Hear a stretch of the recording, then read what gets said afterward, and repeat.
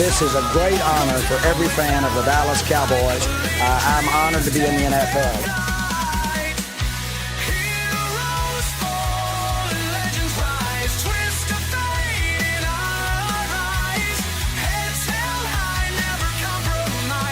What can I say? Mamba out.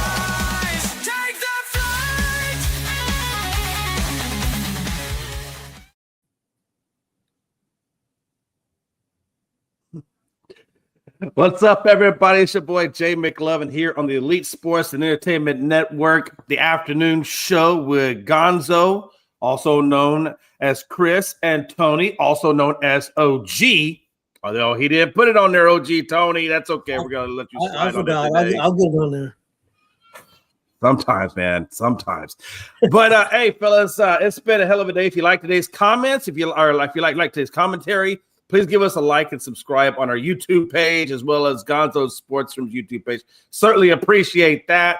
I got to tell you, a little bit upset about last night's game. My defense did terrible. I had Seattle for Fantasy League, and they got me damn near 0 points. What a time to be alive. Tony? Yeah, guys, let's jump right into it, man. That Thursday night game ended up being one of the better games of the year. Pretty exciting game. Seattle pulled it out 38-37 over the Rams. Rams kind of blew the game. I mean, honestly, they had a 16-point lead at one time. The Rams had 537 yards, 581 yards of total offense, 457 passing, 124 rushing, and had the ball. Did play overtime, but they had the ball 40 minutes. I mean, you look at those stats and you think, man, how you lose this game? Especially when you look at Seattle had 3 turnovers in the game to boot. But yeah, Seattle had 415 total yards, really came on strong in the second half, 244 pass, 171 rush. But again, like I said, 3 turnovers. Chris, what won this game for Seattle over the Rams? The Los Angeles Rams special teams. The Los Angeles Rams special teams killed them last night in that game. Give up you're up by 2 scores. You give up a damn punt return for a touchdown. Then late in the fourth quarter, you have a chance to kick a field goal to take the lead, and you miss it. And then you get the ball back again. And they were driving down, and they got stalled at the 50, and ended up having to punt it. But yeah, their special teams killed them last night. You don't give up that punt return, and if you make that field goal, even giving up that punt return, if you make that field goal, you win the game. Like, special teams killed them. But if you look at, watching that game, their defense played pretty good. But then they would all of a sudden just give up a big play. And that's what really killed them. They gave up 2 real big plays to Walker. Both them turned into touchdowns. One, Walker got a touchdown. The other one, Charbonnet ended up running in from the 2. That's how they got their first points. And then they gave up a big play to JSN, who they kept quiet in the first half, but he had a lot better second half. They gave a couple big plays to him in the fourth quarter. But yeah, to me, special teams really hurt the Rams in this game. And this is like the second or third time we've seen the Rams this year lose a game that they should have won. Like we've seen them have like a 10-point lead or a 14-point lead and stuff like that, and then for really kind of outplay the other team the whole game, but at the end somehow end up finding a way to lose the game. And it was a great decision by the Seattle coach to go for the 2 in overtime. Yeah, I agree too. I know a lot of people probably didn't understand what was going on, but a tie was basically a loss for Seattle last night. Yeah, a tie or a loss was the same thing. It wasn't no different. So going for the win, I think was the right thing to do. Because if you kick that, for one, you tie it up there. They still have 3 minutes. They can go down and try to get a field goal, or 2 minutes, try to go down and kick a field goal to win the game. And if you do hold them, a tie didn't do you no good in trying to get the number 1 seed and win that division and win the division, because the Rams would have held the tiebreakers. So yeah, going for 2 there was the right move. Even if he didn't get it, it would have been, to me, it was the right decision. Yeah, I agree. Jay, your thoughts on last night's game? Yeah, Chris, it's not always about what's best for them. Sometimes you got to think about fantasy football managers. And if they would have just gone with the damn field goal and given 3 minutes, I could have got Mevis back out there potentially and got 3 more damn points. So it's not always about them. I bled last night. I cried like a little baby because I'm trying to fight for my playoff life, and it just didn't go my way. But look, let's be honest. One of the biggest things about the Rams is the Rams really should have won that game. They played the better game. It's just it's like I said, it's just the little things that the Rams did that allowed Seattle to get back into it. So, for example, just take that 2-point conversion just for the moment, right? You see, oh boy, he throws the ball, he coughs it up, the ball's on the ground. I'm sorry, if you're a Rams person, your ass should be all over that ball. You should be diving for it. You should be going for it. You don't just let the damn ball go by the wayside. No, you put your damn hand on it because, honestly, if they would have done that, it would have got them the win. But because they didn't do anything about it, and the boy in the Seahawk, I forget which one this, puts his hand on the ball, well, that gives you the touchdown right there, or gives you the 2-point conversion right there. So, no matter what you think the play may or may not be, dead or alive, put your hand on the ball. Everybody can, it's just a simple concept. And I thought that was one of the biggest things that hurt them. Secondly, was they couldn't stop they let too many big runs go to Walker. God, I wish I'd have played Walker. Damn. But anyway, they gave up too many big plays to Walker. Walker had 2 big runs and a touchdown, and I think he had like 100 yards rushing and 60 yards receiving. They just couldn't stop Walker, and that was a big thing. On the flip side, they also didn't get JSN going for Seattle until later in the game. And then they finally got him going a little bit. But there was a lot of things in that game. I think defense on both sides of the equation, right? Seattle's defense and the Rams defense at times just did not look very good. And like Chris said, that punt return for a touchdown was just another dagger that they didn't do well on, and Seattle did.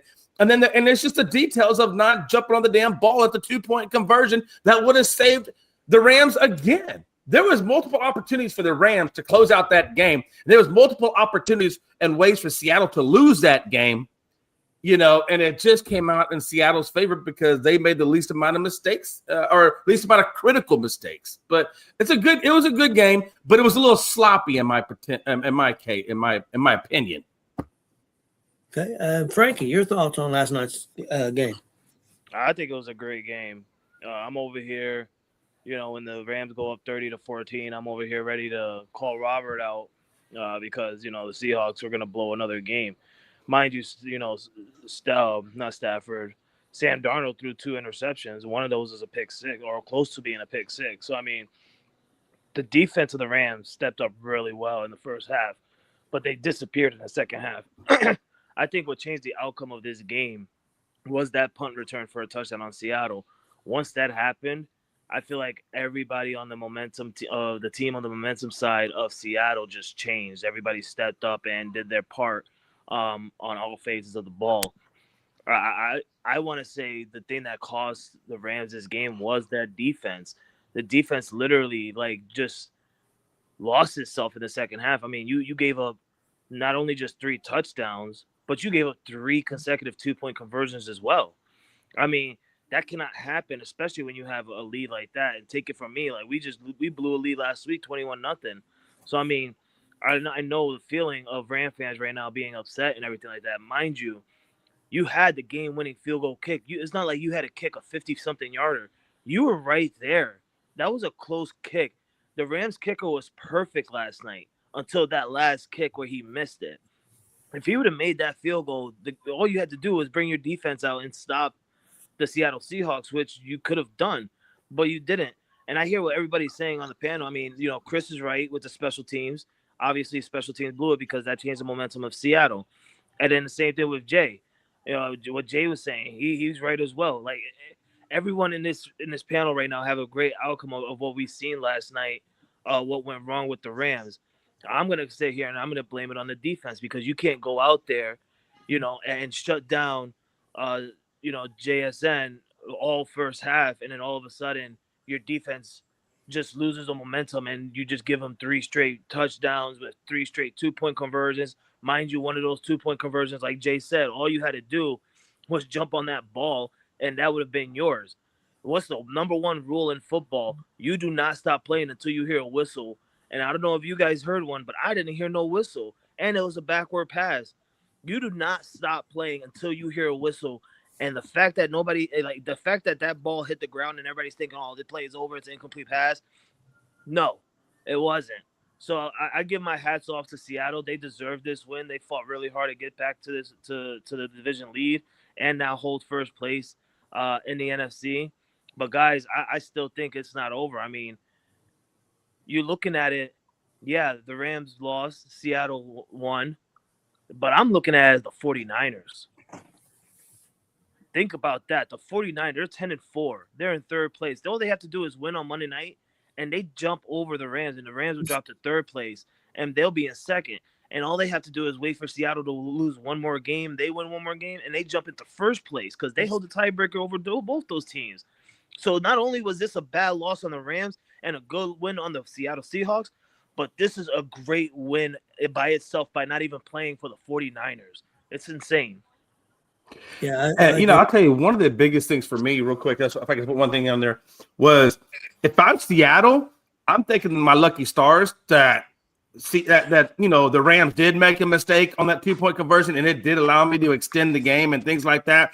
But they're not always going to get lucky playing these types of games. I mean, I don't think the Rams, because they're probably going to see each other again, possibly. They're not going to make those same mistakes twice. So my thing, that secondary of Seattle has got to do a better job. They've done a good job all year, but this particular game, they did terrible. They gave up 224 yards to Puka Nacua, and you had no Devontae. You could have had a guy. You could have had your safety bracketing Puka and had a man person on Puka, and that would have given you 2 over top, and then force them to use their tight ends or whatever and give them another out or another option. But the fact that you gave 224 yards to Puka, that's ridiculous because you have a much better defense than that. And Joe, to answer your question, that actually is the first NFL game that ended on a 2-point conversion in overtime. Okay. Yeah, there's been some in regulation, but yeah, not in overtime. Especially that close down into over. I'm looking at the time, guys, and Seattle's driving down. I'm looking at the time, and I'm like, holy hell. Like, they get the touchdown, and I'm thinking to myself, Chris is right, too, where he said most people don't understand the ending of that outcome if Seattle would have kicked the tying game field goal. I mean, realistically, Seattle couldn't because they already lost to the Rams. So Chris is right. If they would have went for the tie, it would have been an automatic loss for the Seattle anyway, even if you tied it. Because you're fighting for the number 1 spot. You're fighting for the division. You're fighting for home field advantage. So the only way you got to do it is getting that win. So that was right there was a hit and miss. And at first I'm looking at it and I'm like, what are you guys doing? Go for the tie. And then it hit me. And I'm like, oh, no, you can't because you already lost to them last month. And I look at the time and there was like 3 minutes left. I'm like, yeah, they have to go for it right now. Like, they have to get this right now. It was a good win. Sam Darnold did not play well. He did not play well. But you got the good win, and this is what good quarterbacks do. Is it doesn't matter if you don't play well, and it doesn't matter if you play really well. As long as you successfully get your team a game-winning game, that makes you a really good quarterback. And I think Sam Darnold is finally changing his way of being a really good quarterback since dating back to last year with the Vikings. But coming into the Seattle Seahawks and doing what he did to the Rams last night, especially after the first time he threw 4 interceptions and then 2 more last night. It was a good part in Sam Darnold. Congratulations to the Seattle Seahawks. Yep, definitely a big win for them.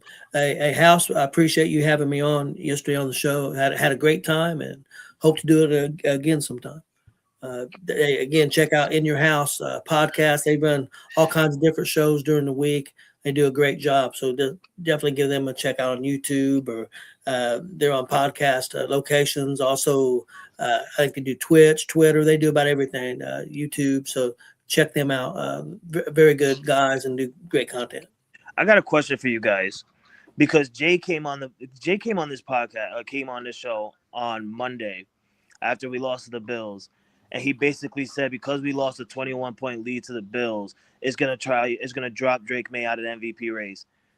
We've just seen Matthew Stafford drop a 16-point lead to the Seattle Seahawks, 30-14. Mind you, this isn't the only game. He just recently threw 4 interceptions against the Carolina Panthers.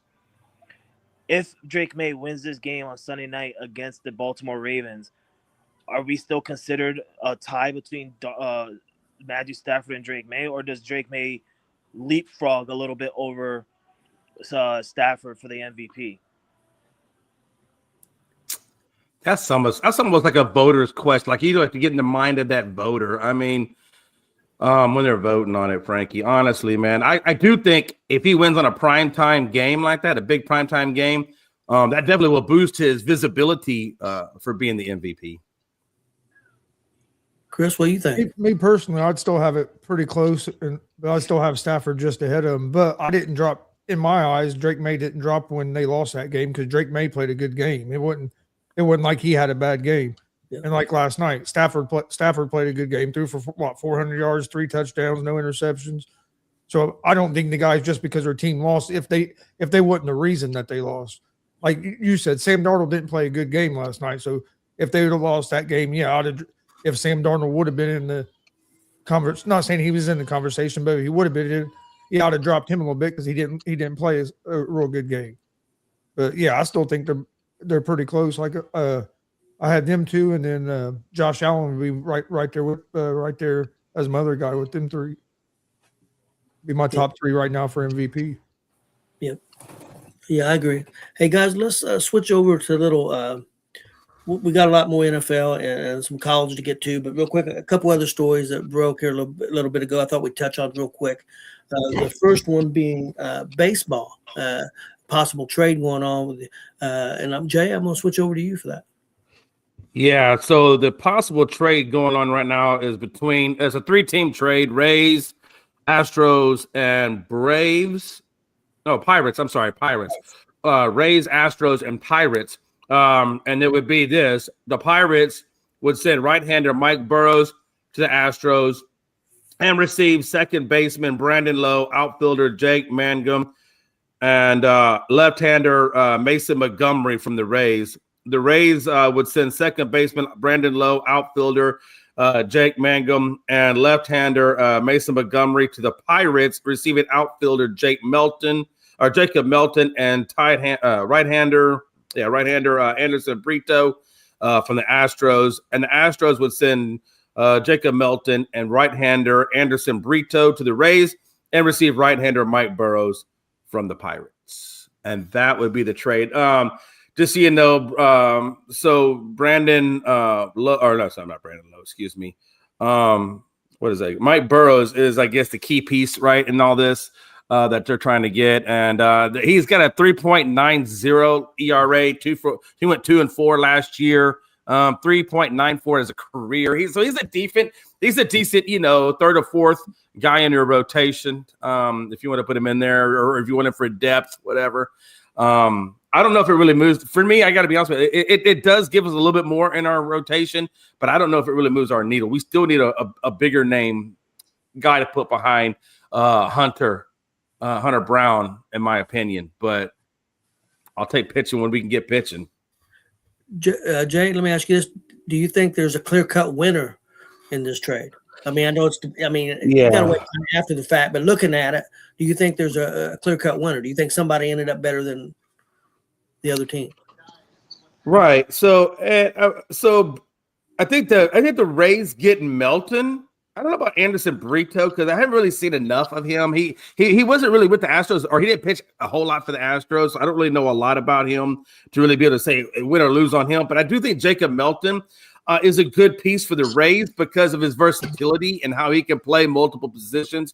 And he is a pretty good hitter. He's about a 245, 250 hitter. So it's a little bit of right at league average or a little bit above league average. And then I don't know much about Brandon Lowe, so I can't or Mangum, so I don't know about those guys too much. I don't know their history, so I can't really speak on them. Brandon Lowe's a good player. Is Brandon Lowe? Yeah. I think if Pittsburgh does got him, that's a good piece for Pittsburgh. And that might be if that. And I've heard of Brandon Lowe. I just don't know. I didn't know what his batting average or things like that was. But I will say this. Go ahead. Just to let you know, the trade has officially went through. Yeah, it is done. Yeah. Okay. I think it helps the Astros to get another guy in our rotation because we've had so many damn injuries. But I think the Pirates probably got the better end of this because that's a team that's trying to rebuild, trying to boost that team up and do something. I know they kind of missed out on Schwarber, but I like to see them trying to make moves to get better as a team because I think for a lot of us for a long time have seen the Pirates just kind of settle with who they are and not really try to get better. So I see them trying to get better, and I do think that the players that they acquired, or especially Brandon Lowe and stuff, will help that at least a little bit, and let's see where they can go from there. So I'd probably put, I guess, if you want to say a winner, I would have Pirates, but there's not enough big pieces to say big winners. But I think the Pirates probably got the better end of this. Or excuse me, the Pirates. I apologize. Yeah, Frankie, you got any thoughts on the trade?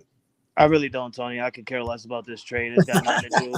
It's got nothing to do with my team. I know Jay. It's got something to do with him because of his Astros and stuff. But I feel like this is like not even I don't know. I can't say much. Like I get what Jay is saying, but if I was an Astros fan, I wouldn't be happy at all. Honestly, I feel like you didn't do anything good, and I get what Jay is saying. I don't think that kid is a good pitcher. I really don't. Yeah, his ERA is good, his record is good, but you know what that tells me? That told me he didn't have enough time in the league. So him going to the Astros is going to be, I can't sit here and say it's actually a bad trade in Jay's part. You got to wait to see what he's going to do for a full season for his team. But I feel like the one thing that was a positive out of this was the Pirates getting Brandon Lowe. It shows that the Pirates are trying to step up and make Paul Skeens a little bit happy because there is news that Paul Skeens isn't happy in Pittsburgh right now and there's possibility that he wants to force himself out. So seeing that Pittsburgh is going out there and making some moves to make their roster a bit better, not good, but a bit better, getting some veterinarian up in there and Brandon Lowe is a plus on Pittsburgh's part. Mind you, they're a team that doesn't spend money, so they're doing it the right way. Obviously, they're probably eating up a one-year contract on Brandon Lowe instead of wasting $170 million on one player or anything like that. So that's a smart move on Pittsburgh's part. Tampa, I'm not really worried about. You guys know that they're my division rivals. I get two shits about Tampa. I don't care who they get. They're going to be in the bottom of the barrel anyway. But realistically, Tony, like this trade, this 3-team trade's got nothing to do with me, so I can care less. I hope all of them fail. It's just a trade of sucky teams. That's all. That's trying to make themselves better. Yeah, that's right. All three of them sucky teams, right, Chris? Chris, you got any thoughts on the trade other than Houston's a sucky team? My only other thought would be I agree. I think the Pirates got probably the best end of it. You got an all-star. You got a guy that's all-star caliber player that they just picked up in Lowe. So yeah, I think he might. Was he on the all-star team last year? He wasn't. No. Okay. He was a couple years ago, right? Yeah, he was a couple years ago. Yeah, but he's a good player. I think that's a good upgrade for them. So I'd say the Pirates probably came out on the best end of it. But like you said, you really don't know till after you see what happens when the season starts. Okay, guys, let's move over to some other news. WNBA, the Houston Rockets. I thought we weren't going to talk about Houston no more. I thought we made a rule, no Houston. This is Tony. He's trying to make Jay happy for some reason. Like we understand Jay, Tony. We understand Christmas is next week, but you don't have to make Jay happy. Hey, okay, we're going back to this. Houston Rockets ownership's in talks to purchase the Connecticut Suns. Frankie, your thoughts on this? I think this is crazy. It just to me is telling me that I feel like the Connecticut Suns are not going to be in Connecticut any much longer. I mean, it's gonna be wild to see. I don't know. I feel like Connecticut Suns are owned really well. This is a team that was in the finals not so long ago. They are former champions as well. I just don't understand why Houston just can't, create their own teams instead of taking other teams away. But what, Jay? Yeah, that's ridiculous for you to say that. I mean, we gave away our team. I'm sorry. Listen, I'm sorry. Your New York Liberty have only got maybe one championship. If you know anything about WNBA, you know that the comments have 4. So shut up over there with that crap about it. I'm so sick of listening to you, Tony. I'm sorry, Frankie. You didn't got me just. No, not you, Tony. Not you. I said your name by accident. You're OG. I'm talking about little sissy boy Frankie down there who finally got one WNBA championship. And oh my God, shut up. At least my WNBA championship is recent. Shut up. At least mine Shut is up, recent. You don't Frankie. see my owners. You don't see my owners going out to other states to take teams away. Such Well, a I mean, sorry. are we really such a taking sorry anybody state. away? Are we really taking anybody away? You're If we taking want a to, franchise away. You're if we taking want an to entire purchase them franchise and away. bring them back here and then convert them back into the comments, that's great. I think it's great for basketball, to be honest There's a with you. reason. There's a reason why the comments are not in the WNBA no more. There's a reason. What do you think that reason is? Because Houston I sucks. know what the Nobody wants reason to is. play in Houston. Houston's No, a that's fucking not state. it. That's not it. That's not it. They sold the comments because they realized there was Les Alexander at the time when he owned the Rockets that sold them. They realized that there was not enough money making. It was a losing operation in terms of finances. And the whole WNBA, we all know before they got this big $2 billion TV deal that the WNBA has been a losing business for a long period of time. And he just bailed out of a losing business. Don't get it twisted over there, Frankie. I apologize. Does anybody on the panel know why UConn wants to sell? That's a good question. I have not heard anything of why they want to sell. The only thing I can imagine is maybe if financially it didn't make sense to have them there, and maybe their ownership is maybe selling them because of their lack of winning. That's the only thing I could think of. I don't know, or maybe they're not selling out, and so financially they're not covering it. But then again, they have the TV deals, so I don't know why he would sell when they just got those big TV deals. I don't know. It doesn't make sense to me. But Chris, your thoughts on this? Yeah, I was just trying to read a little bit more about it, but yeah, I mean, It's all right, Chris. Be honest. You don't care about the Connecticut Sun. It's all about the Indiana Fevers. I mean, to me, it don't make a whole lot of sense that Connecticut wanted to keep the team in Connecticut because of how big women's basketball is in the state of Connecticut. I mean, look how UConn was the top women's program for a long time. I mean, so women's basketball is big in Connecticut, so that kind of surprised me there. But I guess there's bids from somebody in Boston, a group in Boston, and and somewhere else right around Connecticut that bidded, but it's looking like they're going to go with the Houston bid instead. Well, yeah, it's kind of weird. I mean, it's finally getting more popular, and Connecticut's been a pretty good team, so it's kind of weird that they would sell. But I mean, who knows? Guys, let's move on to some NFL. Let's go with the Saturday games first. We got Philadelphia at Washington. Guys, I'm gonna go with Philadelphia in this game. I know it's a rivalry game, and I think they play again in a couple of weeks. But yeah, I'm going with Philadelphia in this game. Chris. Yeah, I'm going with Philadelphia in this game as well. Oh man, I thought for the 2-second pause, I thought he was gonna go opposite. I was about to get so excited. I thought he was about to pull a Pat McAfee on us. Okay, Frankie, who you going with? Yeah, I'm going with Philly as well. I don't trust in Washington, even though they did beat the Giants, but that was the Giants. I didn't expect them to beat the Giants, but because they're going up against Philly, mind you, Philly are going to be down two of their key defensive players. But even then, I think that Philly's going to win. Eagles are 7-point favorites on the road. Jay. yeah, I'm gonna roll with Philly on this just because you know, I mean, know Marcus Mariota has done a good job facilitating Washington's offense in the wake of Jaden Daniels going down. But not having Zach Ertz there, that was a key security blanket at tight end. I just think Philly, I still don't believe fully that Philly has it all figured out. I still think they have issues within that offense, but I do think that they have enough firepower to get past Washington. I don't know that, and they played them twice. So I'm almost kind of keen to think that maybe Washington can sneak out one of those wins, but it'd be really tough. I'm gonna roll with Philadelphia on this one. Okay, guys, the next game up is Green Bay at the Gary Bears. I mean Chicago Bears. Okay, so what the hell did you just say, Tony? the Gary Bears, because there's rumors that they're going to move Chicago to Gary, Indiana. That's the big rumor. The Bears are looking in the property in Northwest Indiana to buy to build a new stadium.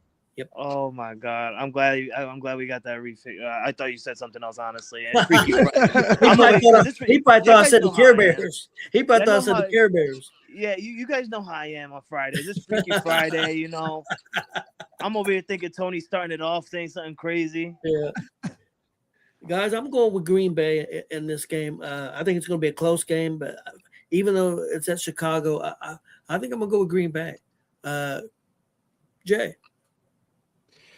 Yeah, I feel like if, and I said this before, I feel like if Micah Parsons was there to harass Caleb Williams, that would be a huge plus on the side of Green Bay to get the win. But the fact that he's not going to be there, it's going to force other guys to step up in his place. Riley, I had that guy's name written down. I forgot who it was offhand, but there's a guy that I think last night I was talking about on the evening show that had like 7.5 sacks.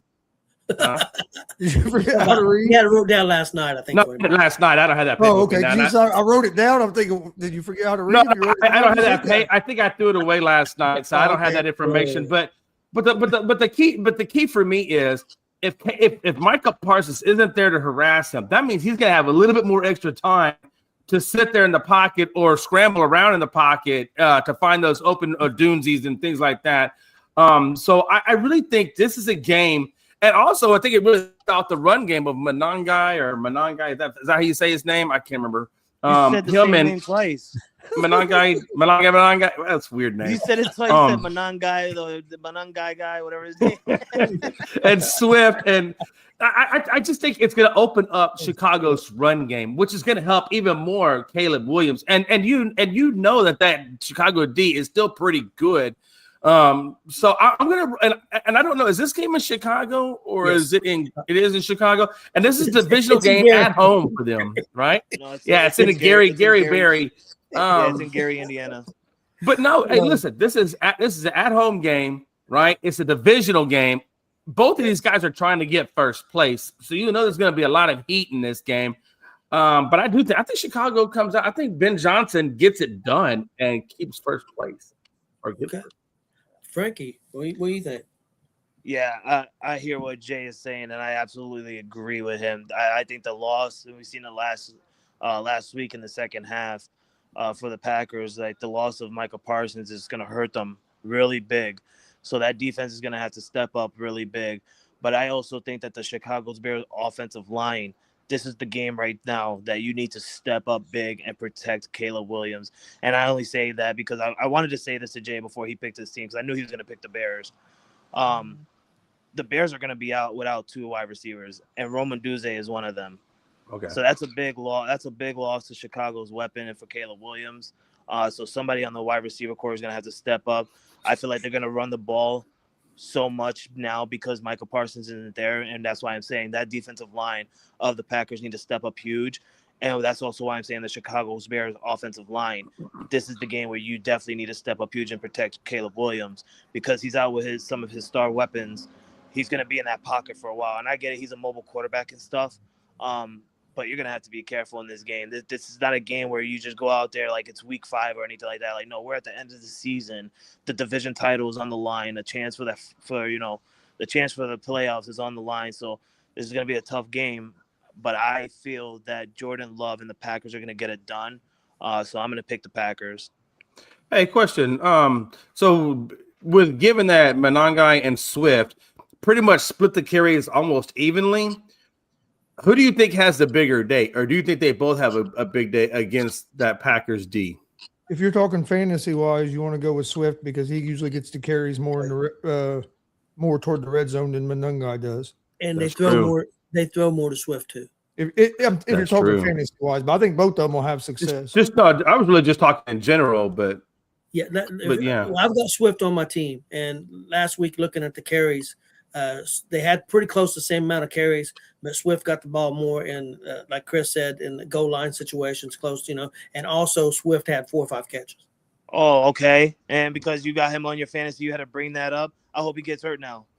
Well, honestly, I don't even have him in my lineup this week. You should put him in your lineup so when he gets hurt, you're hurt. I'm going with the one dude from Pittsburgh instead. Can you do me a favor? Can you drop him real quick? Before just I go give my pick up pick, some of the I do have a question. Just go Remember pick up last some of the night when players. we were talking about these games? Yeah. Wasn't this the one where I asked Jay? I said you talked the whole time like you were going to pick one team, but you picked the other, and didn't he pick the Packers last night? I think it was. I think it was a different game. Was that a different game? Okay, I I think it was a couldn't remember different which game game it because I'm was. pretty sure he picked the Bears last night too. Okay. Him and See, no, him hold on, and his- no, hold on. We're not gonna No, I let was this just slide. asking. See, Chris over here. I remember which game it was. Yeah, hey, didn't Jay say this and didn't Jay say that and didn't I noticed this about you, man? I'm kidding. I was asking a question. Shit, I just wanted to make sure you wasn't giving out a different pick today than what you did yesterday. I didn't want you to Hey, look stupid. what are you like the pick police now? Yeah. Are you policing our picks now? Is that what Yeah, you're if you don't doing? get picks out in this show, you got to be consistent. Okay, Chris, what's your pick? No, I like Green Bay in this game. These teams played 2 weeks ago. Both teams only had one sack, so it wasn't like when they played 2 weeks ago and Green Bay beat them. That Green Bay's defensive line was dominating, getting a lot of sacks. Both teams ran the ball pretty good, but Green Bay ran for over 200 something yards.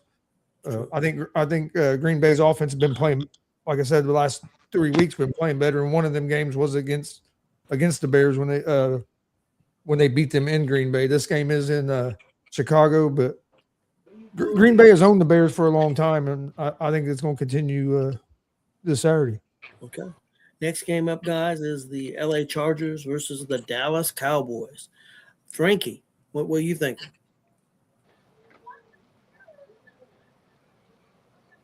Maybe not. Let's go to Jay. Yeah, man, I feel like, I don't want to be, I try to be, but I really think the Cowboys have a good shot at this, only because of the fact if they stay to the run game. I feel like with the Chargers, they have a hard time with the stopping the run game on that defensive side of it. I feel like if Jerome Williams can really keep the ball rolling, I feel like we have a good shot at that. Our defense, it is suspect, but then again, I feel like if we could put pressure on Herbert with that messed up hand, I feel like that could be our weapon. But Dallas has to stop the run, which they have a pretty good job at doing. And then they have to maintain the secondary and really give them fits in that secondary. Now, here's the problem for Dallas, though. Bland is actually, I believe he's out. I believe he has a foot issue, and I think he's getting ready to have surgery, so they won't even have Bland. So I think they're going to have Travion Diggs or whatever his name is. I believe they got Diggs and they got Chevelle Ravel. I think his last name is Ravel. He's that rookie cornerback they just brought in. I think it's Sharon Ravel, I think is his name. You don't even know the players on your No, he's a rookie, and he's he was like a third or fourth He's really a round pick. Texans fan, Frankie. Come on, Stop it. Stop it. I was. But no, so I'm going to go with Dallas in this game, but I think it'll be a close one. Yeah, for me, this is probably a game Dallas will win since they're probably out of the playoffs. This will be now. We're going to start. Now we're going to start winning, but I'm going to go with the Chargers. I think they're a better overall team. And I think the Chargers are going to go after that secondary. So Tony, didn't you just say Chargers and then say Dallas? Oh no, you said Dallas then Chargers. No, I said this is probably a game Dallas will win since they're out of the playoffs. Okay. But I am going to go with the Chargers because I think they're a better team. I got confused for a second. I'm like, wait, he just picked the Dallas. He just said I'm picking Dallas for the win, and then said Chargers. He just pulled a J on us in one move. All right, Frankie, what are you thinking about this game? I'm going Chargers. I feel like this is honestly going to be a good game that most people are not actually looking at it because I told Jay this, and Jay knows. Dallas got a good offense. They really do. I feel like Dak Prescott in that offense is pretty decent when they can be.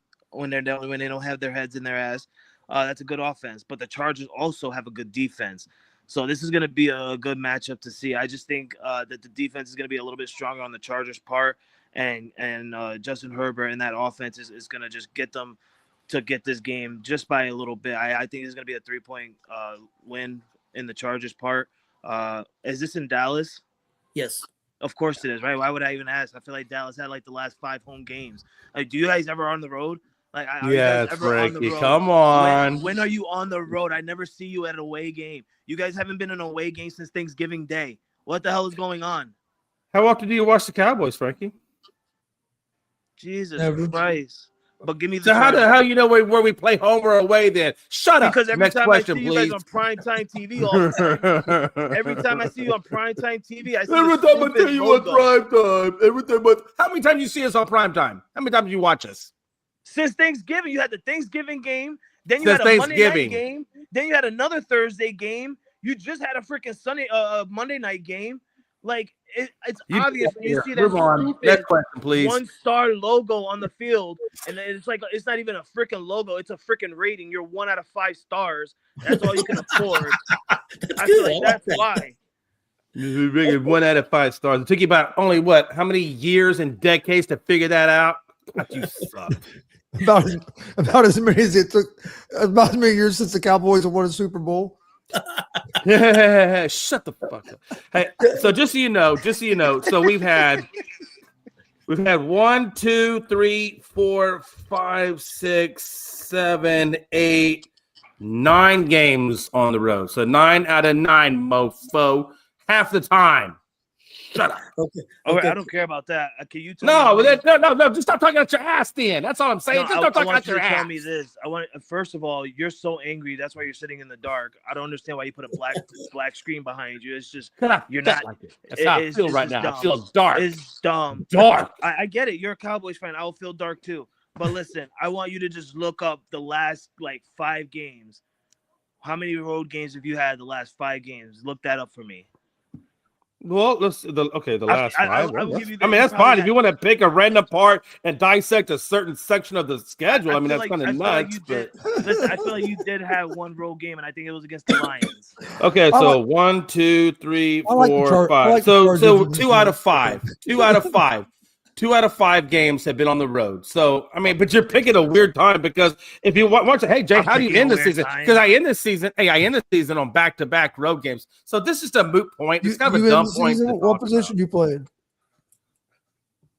What? You said you What ended is the this? What is season this? on Ask Jason back-to-back road questions games. about What Dallas? position you played? Hey, listen, I'm not gonna play your little bully games. Tony, next question, please. Chris, you said you got the Chargers. I'm not here for your amusement. Okay, I'm not Yeah, I your got the little puppet. Chargers. You know it's funny. When Do I amuse you? You know it's funny amuse when you. a 50-something-year-old man is saying he's getting bullied in the podcast.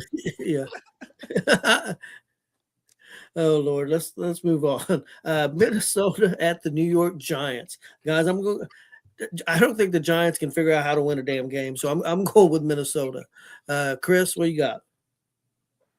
Yeah, I like Minnesota in this game as well. JJ McCarthy's been playing better the last couple of weeks. That offense starting to look better, and their defense is not the greatest, but it's not terrible. So I'm gonna go with Minnesota. 1%. 1%. He's hanging on, Jay. Joe's hanging on to that 1% for life. I want to know. This is insane to me. Like, he is such a hard Cowboy fan. Like, we got Jay to be off of that bandwagon of not a bandwagon, but off that train of this is the year, this is the year, this is the year. We got Jay to jump off that shit and realize, right? Joe, on the other hand, he is so confident that he's okay to come out and say, we have a 1% chance to win the division. Like, yo. Jay quit being like that with the Cowboys and started doing that with the Texans. See, that just makes no sense to me, but that's fine. That's fine. Oh, shit. Okay, Frankie, what are you thinking about this game? Who's the game again? Minnesota and the Giants at New York.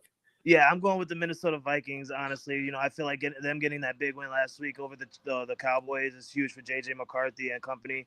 I just think that right now, I could tell you right now, I feel like Jackson Dart and the Giants could have beat Washington last week, but knowing that they had the number 1 pick right now and sitting for next year's draft, I think that they're just going to lose out so that way they can get the number 1 pick and make some magic off of that.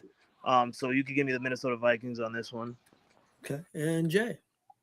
Yeah, I'm gonna roll with Minnesota as well. I just feel like the Giants don't have enough to really compete with the likes of Jefferson and what Minnesota has over there.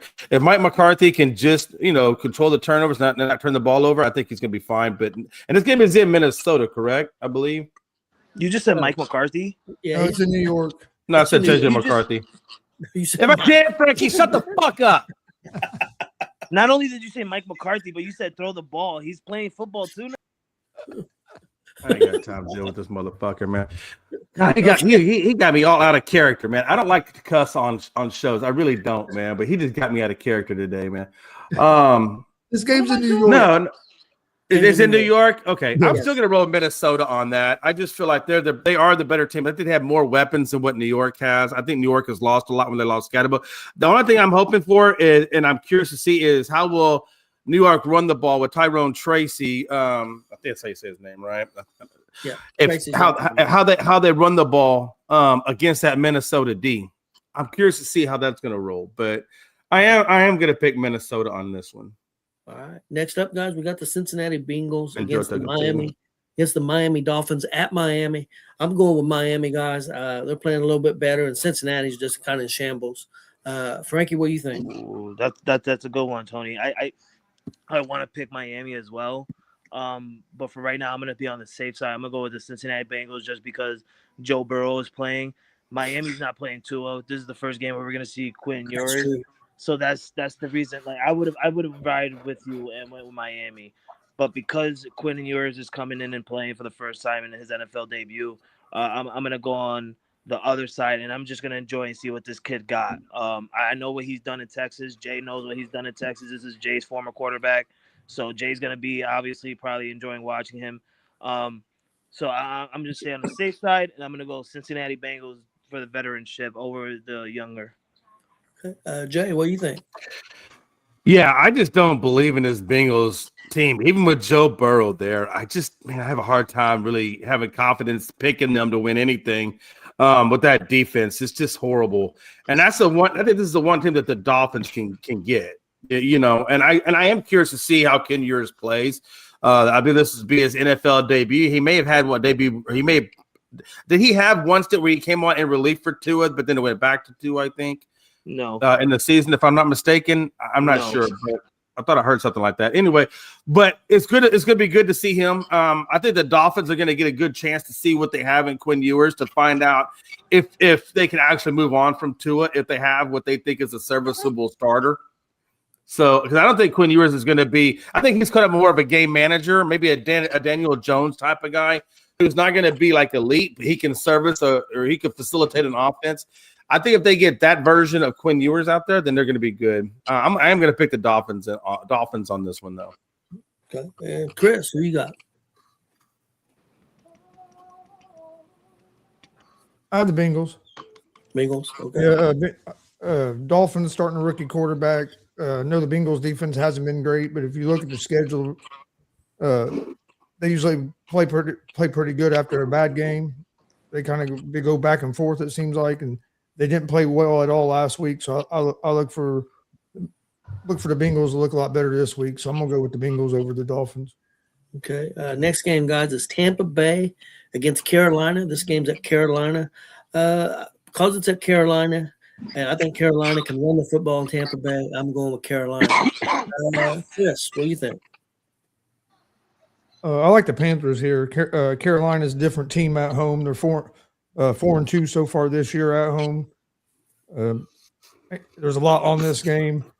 I think they got a sour taste in their mouth from last week after blowing that game. They should have won that game and had a game lead over Tampa.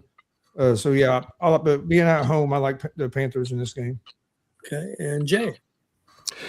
Yeah, I actually gave an in-depth one on the show last night. So if you guys want to see my in-depth view on that game, go check out Tuesday Night Blitz, and you get my full take on it.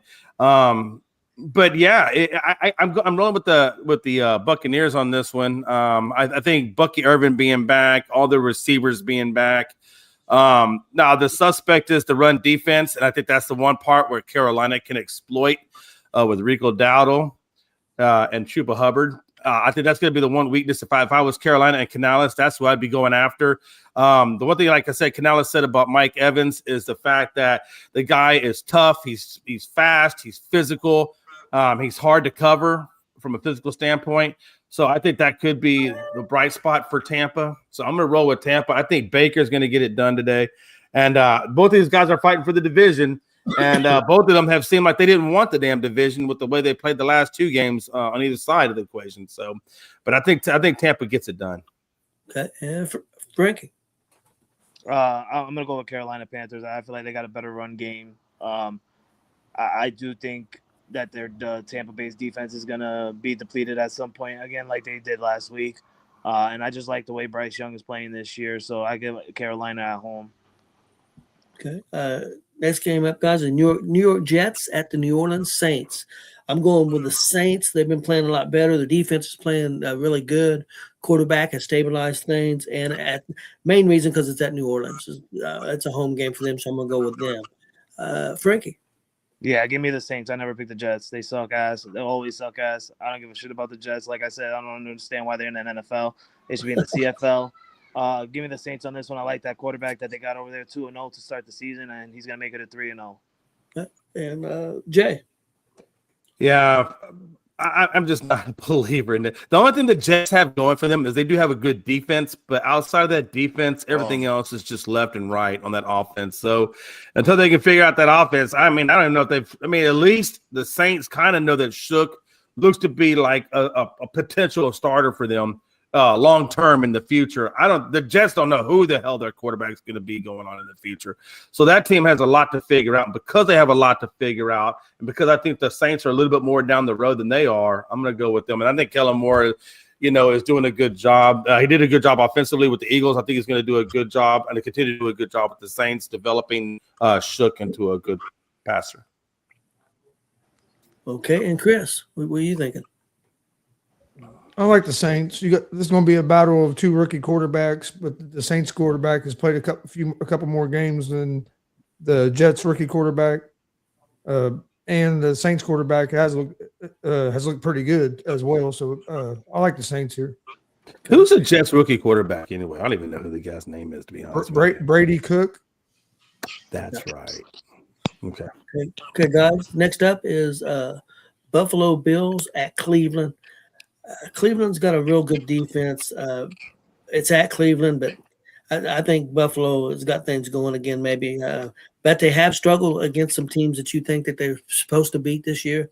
But I'm gonna stick with Buffalo. Chris. Yeah, I like Buffalo. I like Buffalo here.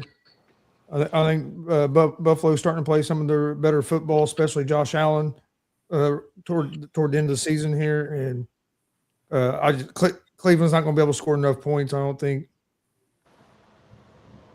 Yeah, I think you're right. And that's Cleveland's only hope is they get the running backs going and can control the clock and try to keep the game Cleveland close. wants to create a couple turnovers. Yeah. Jay. Yeah, I agree with you. Cleveland has a really nice tight end over there in Fannin Jr. He's been in my league, and I've been watching him. He's played, very well at the tight end spot.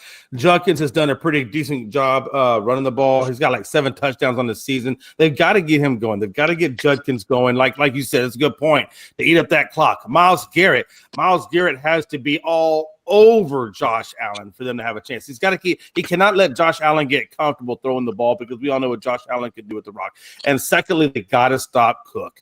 That run game for Buffalo is no joke. I think the strength of Buffalo is their offense, and the strength for Cleveland is their defense in terms of going at this, in terms of what they have. So I think it's going to be the Buffalo Bills getting the win, but Cleveland, they can get the win if they are able to, like you said, control the clock, if they're able to run the ball and able to just – Sanders doesn't have to go out there and try to do nothing crazy.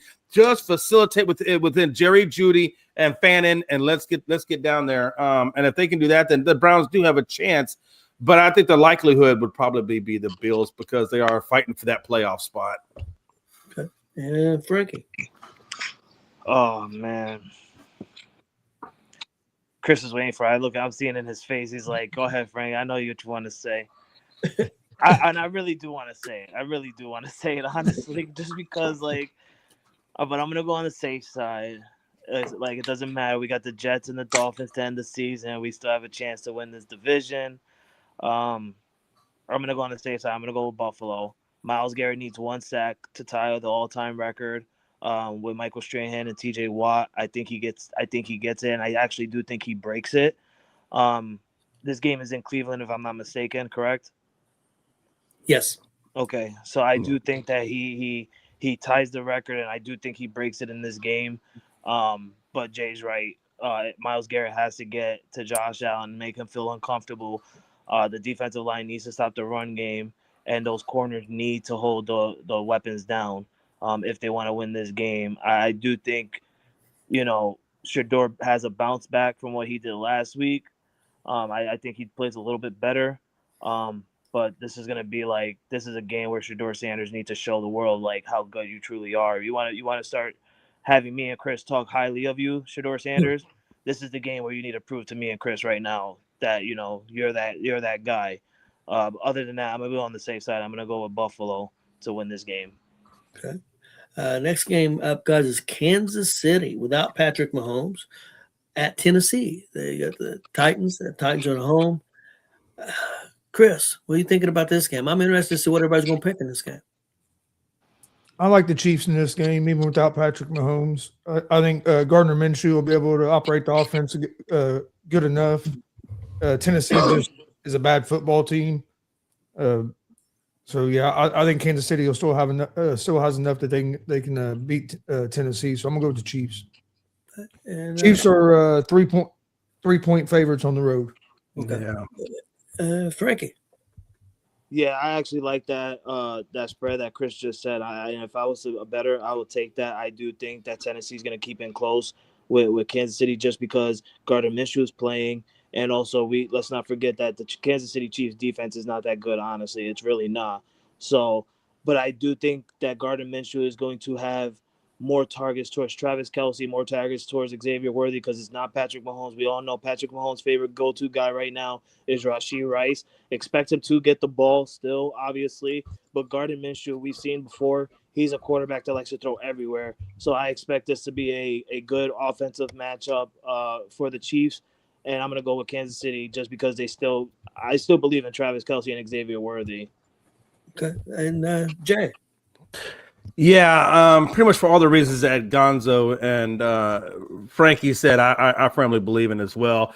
I'm more curious to see how they go about getting their new coach. I know Cam Ward has, said that he wants to be a part of the coaching search, which he should be, and they should want him there because that's been the big thing with Cam Ward since he's been in Tennessee. He feels like the coaches have not let him play the way he wants to play. They try to fit him into their version of the offense, and he just doesn't feel comfortable working in that type of thing. I think he's better when he's able to create and run freely. So it's going to be interesting to see who the Tennessee Titans bring in as their next coach, but definitely they need to get Cam Ward's input because the two of them coaches and the quarterbacks got to mesh together, and it's going to be curious to see where they go. But yeah, because they are such a mess right now, that I think the Chiefs will get the win. And yeah, Tennessee's just really, really bad at the moment.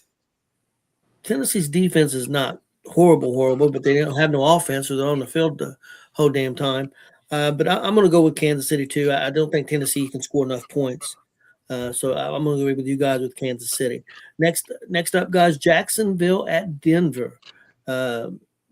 Pretty big game for both teams, especially Jacksonville, really.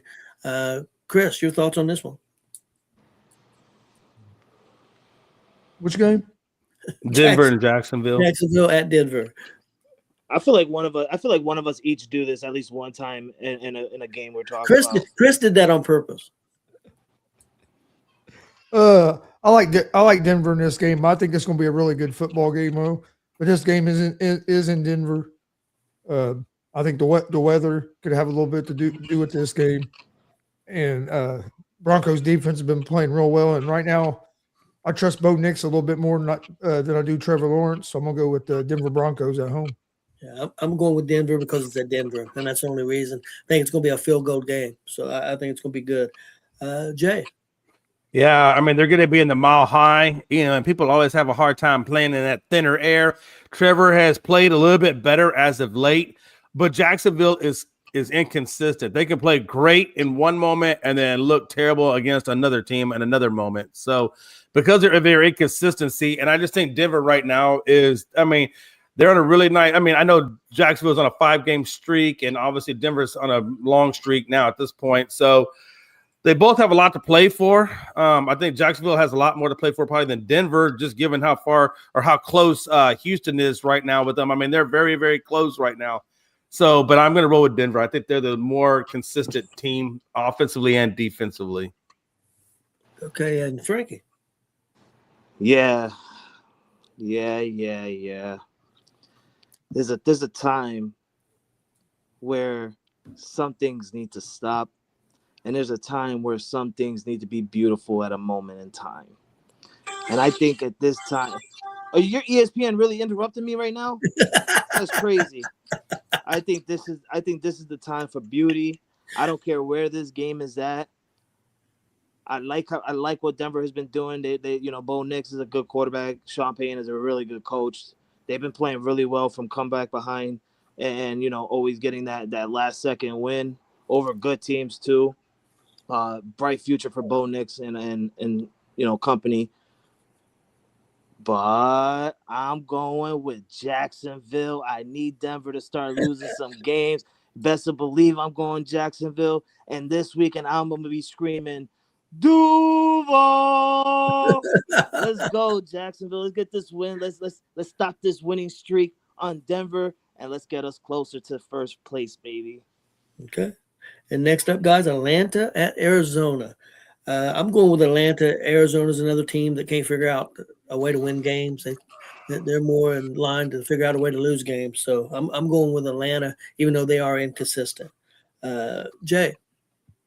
Yeah, and Drake London, what's his status? Is he playing or is he still on the injury? I don't know list.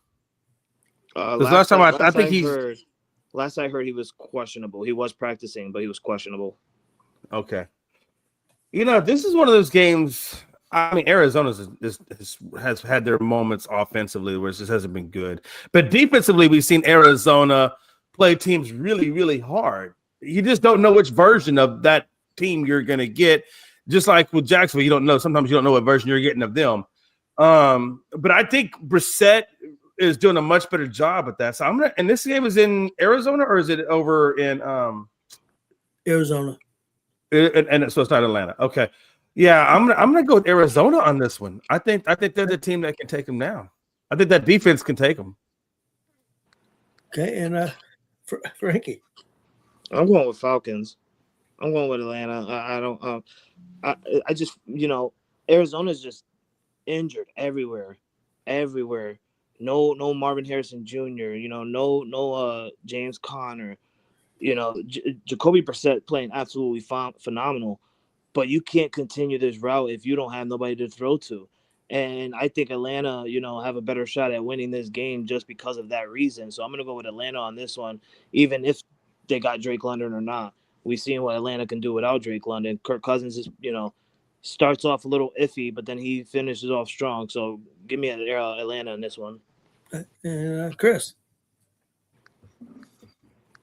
Yeah, I like Atlanta in this game too. If it wasn't for the injuries, I'd probably take Arizona. But the injuries that Arizona has on defense has really hurt them in the last couple of weeks. Their defense hasn't been the same as it was earlier in the season.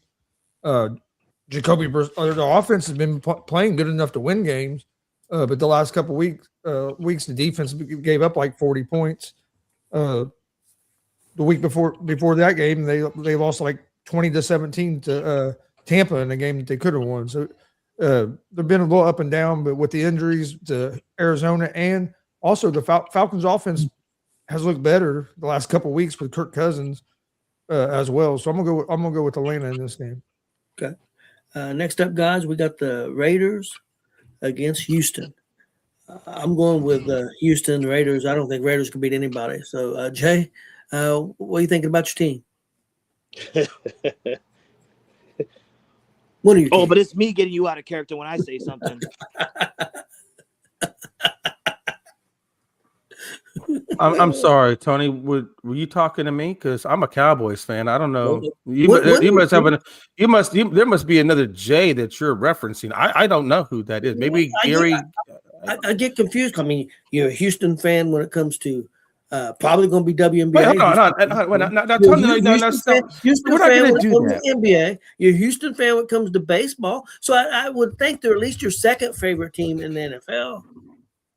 Surprised See, he didn't that's kick see, you that's out. and I get where you're going with that, but why don't you give Frankie some of that same hate? Because this dude has teams in every damn state in the United States. He out there in LA, he out there in Boston, he out there in New York.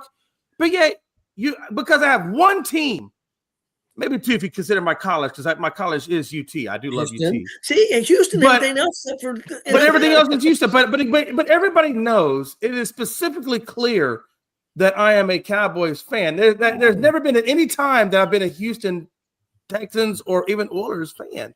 So let's bring it back into who I am, man. Come on now.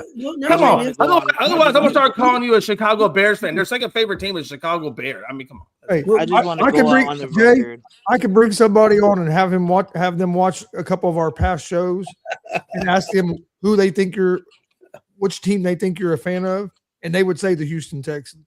I can't imagine just why. wanna Since go on I have a Dallas Cowboys, everything in my house is Dallas Cowboys. Yeah. Why would you? Why? What have I ever said? I mean, I talk about them because I have to. I have to talk about the team, but it doesn't mean that I'm there. I'm not even going to entertain this bullshit. No, I'm not going to entertain this no more. I'm not entertaining this. I'm not entertaining this. Let's move on. Let's move on with this. I'm not going to entertain this. There's nothing wrong with him being I'm your not second going to favorite entertain team. it as well. No, because I just only wanna have go one out. team. I'm not going to entertain this. Let's drive on. So, what do I think about the Raiders and the I Texans? just want to go out. Yeah, I just who want to you go on picking the in this game, record. Jay? I'm going to pick I the just want to go on Texans. the record and say Okay. I do. No, get, Frankie, there's no Bucks. on the record with you. Just stop and stay in your lane. He asked me a question. I'm gonna answer his question.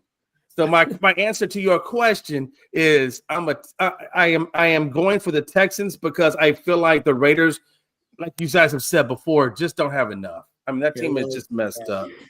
Okay. Hold on a Let's second. go.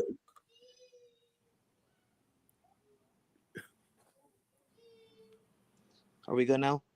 Is it my turn? Yeah, you go ahead. Yeah, go ahead, Frankie. Okay.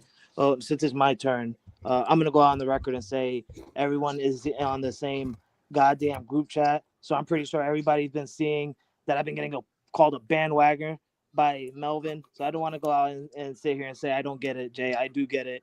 And I don't sit here and I don't call you a Texans fan, goddamn it. So don't try and give me the hate. Don't give me the hate. I'm not putting you out of character. It's these two Gonzalez's putting you out of character. I'm just sitting here writing the show. All right. I ain't doing Don't nothing. worry. I'm not gonna say who I've called, but I've called somebody to handle this situation. Y'all may want to do different. Y'all may want to move out of state. I'm just saying. I'm not It's saying. called ICE. They've been in the I didn't say I called ICE. I Muncie. didn't say that. There's a Muncie Don't get me in weekend. that one. I just said I called somebody. Y'all might be getting up. Y'all might be getting a visit. Don't say. I didn't say they called ICE, but I'm not. That'd be rude. Send them. Listen, No. At this point in No, time, I was thinking more like Johnny Two Thumbs from the Mafia, but I wasn't even thinking ICE. But I guess I could have went that direction. But I was thinking Joe over there, my boy Joe. He's Sicilian out in Italy, and he knows some people. I'm just saying, man. Listen, Okay. Johnny Two Thumbs don't play around. Send them. I got ties with the mafia. We'll be all right. Oh my god. Anyway, I'm Cartel. Cartel. I'm Not I'm mafia, going. cartel. I'm going. I'm just Houston. teasing. I love everybody on this damn panel except Frankie. Nobody loves Frankie, man. I freaking hate I'm that going. guy. That's 100. That's 100% true. My wife hates me. My kids hate me. Jay hates me. It don't matter. I'm a number one hate person. But you know what? I'd rather be hated than love. I don't care. It's enjoyable to me when people hate me.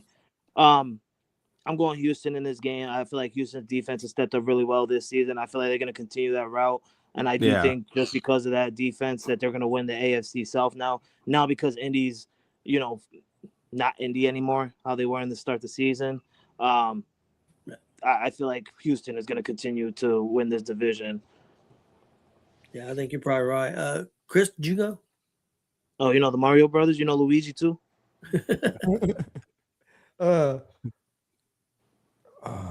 I'm gonna go with the Texans in this game.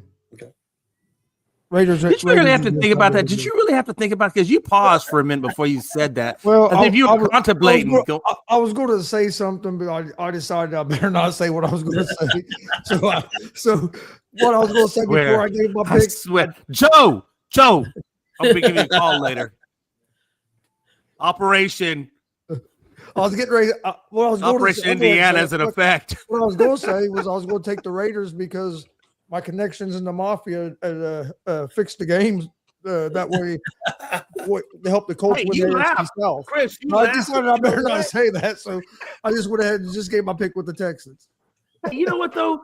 You know what? You say that right about it, but you know what? There has been a lot of fixing in games There always throughout has been. pro and college. You Always. know what I mean? Yeah. I You mean, can go back who's to say? You can go back the last 100 years. It's always been like that. Oh yeah, for sure, for sure. All right, let's Okay, be guys. careful because we are live on Facebook. If Chris says he's got ties to mafias one more time, he's gonna hear a in a couple minutes. Okay, next up, guys, Pittsburgh Hey at Jay, Detroit. what's your address? 161. Go F yourself. Capital Go F, ahead, little Tony. self. Continue, Tony. Tony, stop looking at your chihuahua and continue. Next game's Pittsburgh at Detroit. Frankie, who you got? Oh man, I'm gonna go with Detroit. I understand that Pittsburgh just recently won, but that was against the Dolphins. I think Detroit needs, offensively they're good, they're there. I just think Mike Campbell and that defense need to, get their foot on the ground and stay still and lock that offense down and stop trying to have these comeback losses to other teams. But this is the one game where I think, that they're gonna get the win against Pittsburgh, and it's at Detroit if I'm not mistaken, right? Yes. Yeah. So yeah, you give me Detroit and Detroit.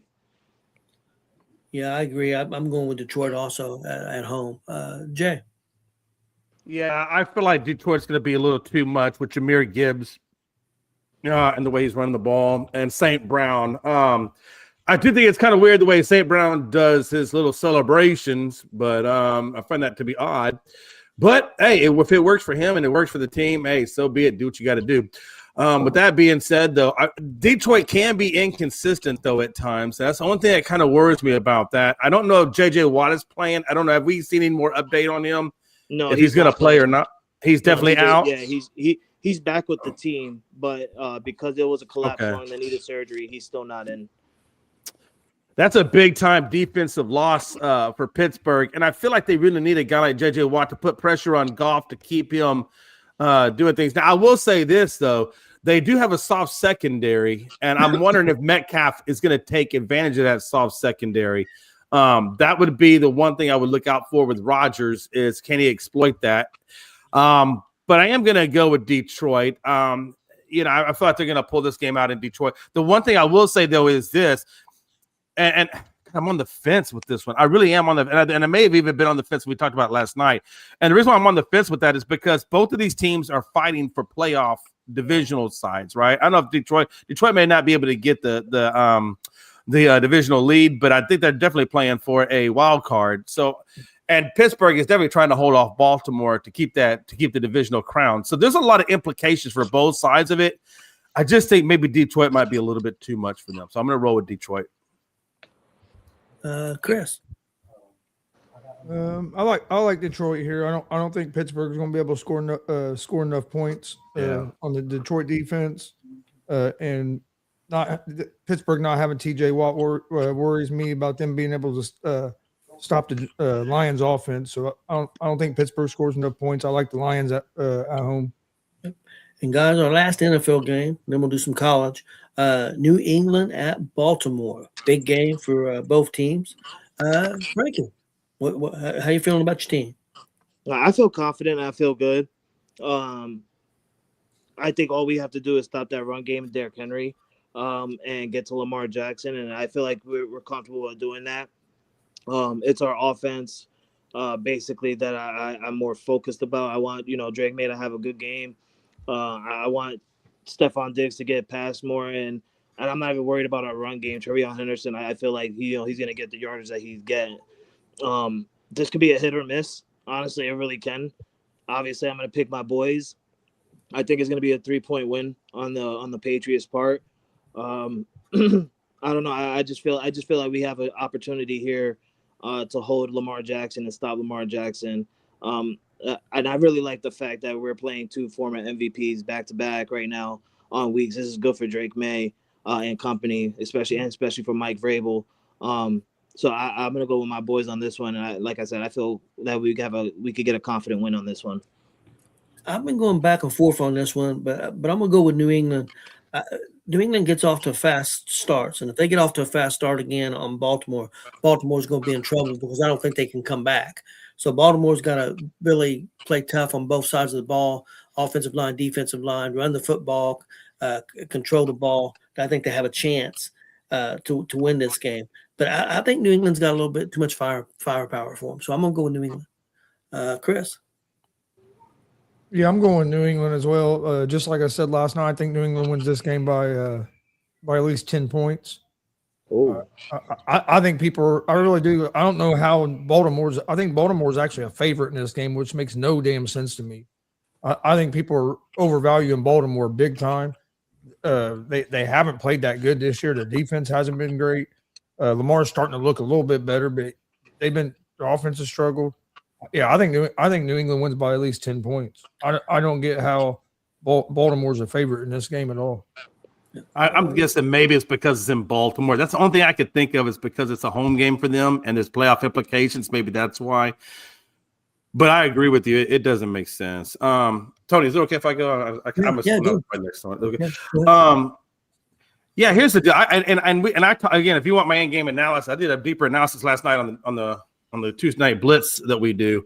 But I did pick New England to win this game. I did say it'd be an interesting game. Again, the last 3 games of this season are very meaningful games because there's so much on the line for a lot of teams. And again, this is just another one of those games where Baltimore is trying to get the divisional lead. New England is trying to keep the divisional lead and also try to get that bye away from Denver. So there's a lot of things going on behind the scenes. There's a lot of motivation, I should say, going on behind the scenes to get both of these teams to try to get the win. I do think that Baltimore's defense is suspect against the run. I do know that Travion Henderson can break off big runs at any moment, and so can Ramondre Stevenson. So I look at the run game as being the key factor for New England going up against this Baltimore defense. I think this is a game where it's Diggs versus Zay Flowers as well. And I do think that Lamar Jackson, the former 2-time MVP, is going up against a potential MVP and Drake May. So you get a battle of potential MVP. So there's a lot in this. And the thing about it is you got Derrick Henry, who was with Vrabel for 3 years in Tennessee, like I said last night. So it's not like these guys don't know each other. They know each other really, really well. So it's going to be interesting to see how that dynamic plays out. But at the end of it all, I do think that New England has just a little bit more than what they have defensively and offensively. So I think it's going to be too much for Baltimore to overcome. And I think Baltimore is going to succumb. And it's really sad to see Baltimore in this state because this used to be a team that was known for 2 things, running the ball and defense. And now you only have running the ball. So it's not the same Baltimore as we used to see. It's weird. But, yeah, I'm going with New England.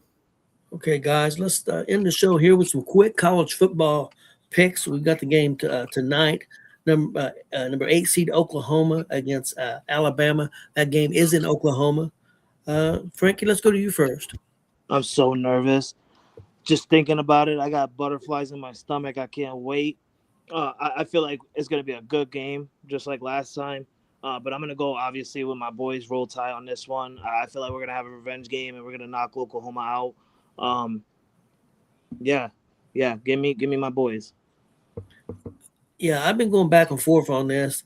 I'm going to go with Oklahoma, and the only reason is because it's at Oklahoma. That's the only reason I got. I think they're both pretty evenly matched. I think Alabama's a better offensive team. I think Oklahoma a little bit more consistent defensive team. But I'm going to go with Oklahoma at home, but I wouldn't be surprised. I mean, this is an 8-9 matchup, so I wouldn't be surprised if Alabama won. But I'm going to go with Oklahoma. Jay. Yeah, I think Venables is going to get the job done over there. So I'm going to roll with Oklahoma on this one. I think Bama is going to put up a fight, though. But I'm going to roll with Oklahoma on this one. And Chris. I like Alabama in this game. I think Alabama is a little healthier now than what they had been the last 3 weeks. I know they haven't played real great the last couple weeks, but last time they played Oklahoma, if you look at the game, they really outplayed Oklahoma. It wouldn't have been for turnovers is what killed them. Yeah. Alabama takes care of the football. I think it's going to be a good game. I could see this game coming down to a field goal maybe at the end, but I think Alabama gets to win. Okay. Next game, guys, is number 7 seed Texas A&M against number 10 Miami. That is at Texas A&M. I'm going with Miami. I'm going with a little upset, so I'm going with Miami. I think they're more physical. Jay. Yeah, no, I agree with Miami being physical. There's no doubt about that. And again, Texas is coming off getting smacked by Texas, or A&M's come off to getting smacked by Texas going into the season. So I think they got a little sour taste right now in their mouth. I think they're looking to get back on track, and I think the Miami game is going to do that for them. I don't think it's going to be an easy game by any means, but I think that A&M's going to get it done. So I'm going to roll with A&M getting back on track in this game. Okay, and Chris. Yeah, I think it's going to be a good football game, but I like Miami in this game. I think Miami's defense is going to be able to slow the Texas A&M offense down, and I think the experience of Carson Beck is going to be big for Miami on the offensive side of the ball. So I'm going to go with Miami here. Okay, and Frankie. Yeah, I'm going with Miami as well, just because Miami's got footage of Texas Tech's last loss. They'll be able to see what happened and what they can do to stop Texas Tech.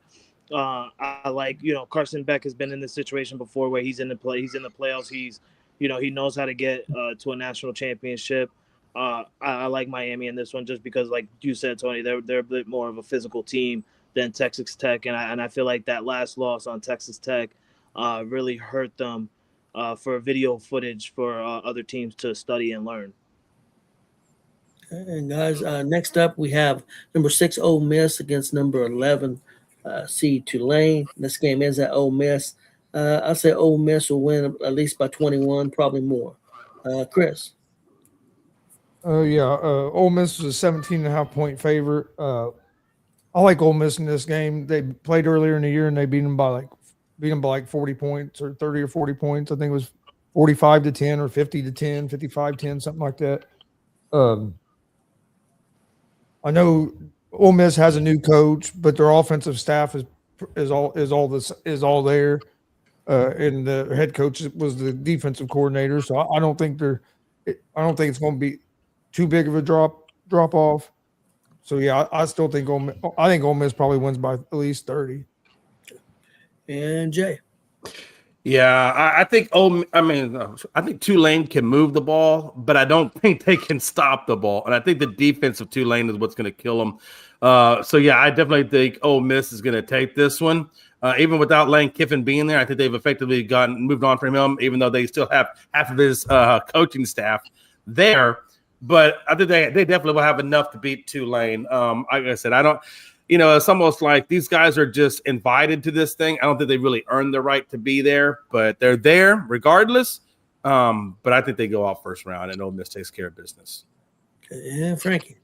Yeah, I'm going Ole Miss. No need for an example or anything like that. Like, they got their offensive staff there, but I just think Tulane is not strong enough to beat Ole Miss. So just give me Ole Miss on this one. Okay, guys, and our last college game is 5 seed Oregon, number 12 seed James Madison. This game's at Oregon. I'm going to say Oregon by at least 20. Chris? Yeah, I think Oregon wins this game. James Madison has a good defense, but I don't know if they're going to be physical enough to play with Oregon. I think James Madison's defense might be able to slow Oregon's offense down a little bit, but I don't think that their offense is going to be able to score enough points on that Oregon defense. I think Oregon's going to be too physical on the offensive and defensive line, so I like Oregon. Okay. And Frankie? Yeah, I'm going Oregon on this game. James Madison should just be happy that they're actually in the CFP this year. So, and I get, they're going to try and be competitive and all that, but I just think they're not going to be competitive enough for this Oregon team. So you could get me Oregon in this one tonight. Okay. And Jay? Yeah, I see they're favored. Oregon is favored by 20.5. So I think you're probably right. Guesstimate they might get them by 20. I'd say somewhere in the neighborhood of 14 to 20 points. 2 touchdowns or 3 touchdowns, I think, is what they get them by. Okay. Well, guys, that's all I have today. You guys got anything before we get out of here? I know. No, other than hopefully everybody has an amazing weekend. Great football tonight, great football tomorrow, great football on Sunday, and then you also got wrestling tonight. What do you got? What's this? Friday Night SmackDown tonight, right? Friday Night SmackDown, and also don't forget on Netflix we got Jake Paul We'll get versus knocked out. Anthony Joshua. Man, it's gonna be a. Is that tonight? Is that fight tonight? That's tonight. It starts at 8 p.m. on Netflix. Yeah, I don't know. I bet you his fight don't start till probably 11 or midnight. It'll be later. I'm gonna ask you, what time is it starting? Because it starts at 8 p.m. But it'll be probably, I'd say at least the earliest would be 11. I'm betting midnight before Paul fights. So I'm trying to think. Okay, so if you're gonna watch Saturday or if you're gonna watch college football on Friday, do we? So for example, would the last college football game interfere with that fight time when he comes on? I think you should probably be able to watch that football game, all of it, and then click over to Netflix and catch that fight. Okay, that's my guess. Yeah, we'll have to look more into that. But yeah, because the football game tonight is on ABC. Okay, it's on ABC and ESPN both. Like we figured it was going to be. It just came up on the side of the TV here, corner of the TV, so I thought I'd let you know. Yep. It should be a great weekend. A lot of good NFL, college. Should be a fun weekend. Hopefully, Frankie, you think Jake Paul gets knocked out? I don't know if he's there. I think he gets knocked out. Wait, what is I'm sorry, I had to run to the front door because my daughter's bus just came. What'd you say, Chris? So do you think Jake Paul gets knocked out? I do, and I really hope he does. There's nothing that will please me more than to see a Paul brother get knocked out. And I think if it's a real fight, he gets knocked out. Well, we'll see in the first round if it's a real fight. Yeah. If we see these two freaking jabbing around and then freaking like running around the ring, then we know it's fixed. But if I see Anthony Joshua come out and just freaking like power punching and stuff, I know that this is gonna be like Anthony Joshua saying, "Bro, I'm just like the people that are on social media. We don't believe in you, and I'm about to show you why." And I hope he gets knocked out by the 3rd or 4th round. So Frankie's ultimate weekend would be Alabama wins tonight. Jake Paul gets knocked out. Yeah. Of course, New England wins and Dallas loses. Dallas loses. That doesn't matter to me. Okay.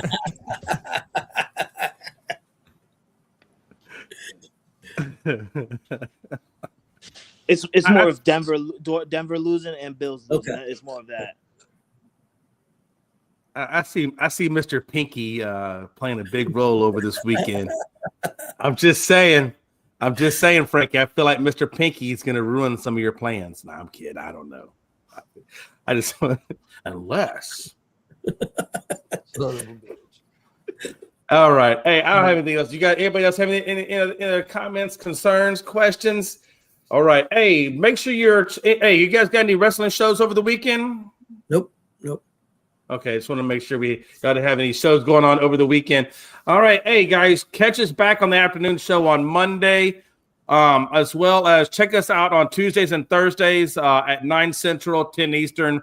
Obviously, Tuesday is the NBA show, and Thursday is our NFL show, and so you don't want to miss those out. We do a lot of good stuff over there. We have a good time. So it's your boy Jay McLovin, along with OG, Tony, Gonzo, and little Pee Wee Frankie, saying we love you, we appreciate you, and we'll catch you on the flip.